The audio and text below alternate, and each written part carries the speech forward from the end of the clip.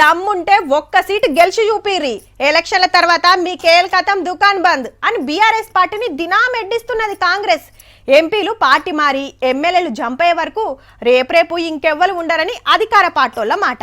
సర్వేలలో కూడా కారుకు 1-2 వస్తే ఎక్కువ అన్నట్టే ఉన్నాయి.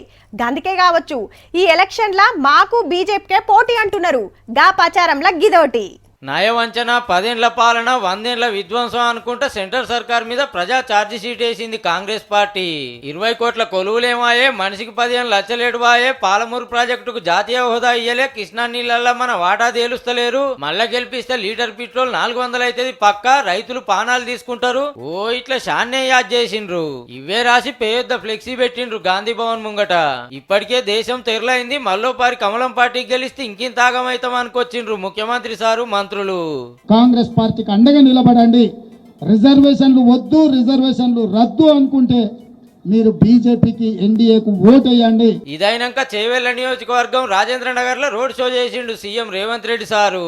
గ్యారంటీలు పక్కా అమలు చేస్తాం, ఆ 2 పార్టీలకు ఓటేయొద్దని కోరిండు. కారు పని అయిపోయిందని ఇవాళ బస్ వేసుకొని బయలుదేరిండు. ఇవాళ ఆయన యాత్ర చూస్తుంటే 100 ఎలుకలు తిన్న పిల్లంట తీర్థయాత్రలకు పోయి వచ్చిందట. నా పాపాలన్నీ మన్నించు అని. బిడ్డ బెయిల్ కావాలంటే బీజేపీకి మద్దతు పలకాలి. ఇది ఇవాళ కేసీఆర్ నీతి, కేసీఆర్ జాతి.